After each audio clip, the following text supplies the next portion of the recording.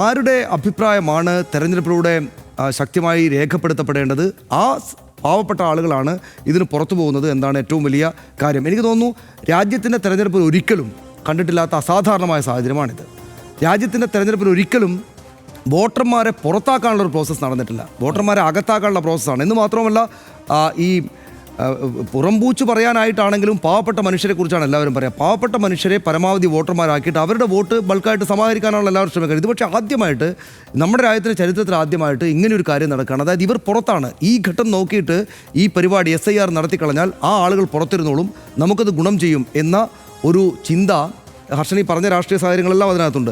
ഈ RJD പുറത്താക്കുക പോലുള്ള കാര്യങ്ങളൊക്കെ അതിനകത്തുണ്ട്. അപ്പോൾ ആ രാഷ്ട്രീയ ചിന്ത നമ്മൾ ഈ ഭരിക്കുന്ന ആളുകളെ നയിക്കുകയും ആ ഭരിക്കുന്ന ആളുകളുടെ ചട്ടുകമായിട്ട് ഈ ഇലക്ഷൻ കമ്മീഷൻ മാറുകയും യാതൊരുവിധ വിമർശനങ്ങൾക്കകത്തും വഴിപ്പെടാതെ അവർ മുന്നോട്ട് പോവുകയും ചെയ്യുന്നതാണ് നമ്മൾ കാണുന്നത്.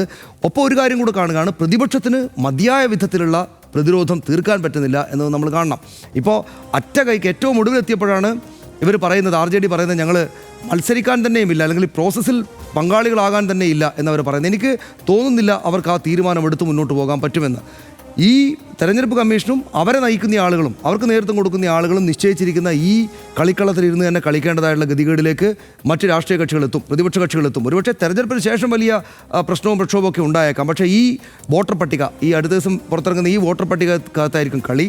സ്വാഭാവികമായിട്ടും ഇത് പൗരത്വ രജിസ്റ്ററൊക്കെ വരുന്നത് രാജ്യത്തിനകത്ത് തന്നെ കുറേ പേരെ തലമുറകളായിട്ട് താമസിച്ച കുറേ ആളുകളെ പുറത്താക്കി. ഇതിപ്പോൾ വോട്ടർ പട്ടികയിൽ നിന്ന് എന്നേക്കുമായിട്ട് പുറത്താക്കപ്പെടുന്ന സാഹചര്യമാണ് ഉണ്ടാവുക. ഇതിപ്പോൾ ഇവിടം കൊണ്ട് അവസാനിക്കില്ല. ഈ പ്രോസസ്സ് ഒരു കീഴ്വഴക്കമായാൽ ഇതിന് പിന്നാലെ എല്ലാ സംസ്ഥാനങ്ങളിലും നടപ്പാക്കപ്പെടുകയാണെങ്കിൽ എല്ലായിടത്തും ഇതൊരു പ്രശ്നമായിട്ട് മാറും, കീഴ്വഴക്കമായിട്ട് മാറും. സ്വാഭാവികമായിട്ടും ഒരുപക്ഷെ കേരളമടക്കമുള്ള ഇടങ്ങളിൽ വോട്ടർ പട്ടികയെ ബാധിച്ചേക്കാവുന്ന കാര്യങ്ങൾ ഇതിൻ്റെ പിന്നാലെ വരുമെന്നാണ് ഞാൻ ഭയപ്പെടുന്നത്.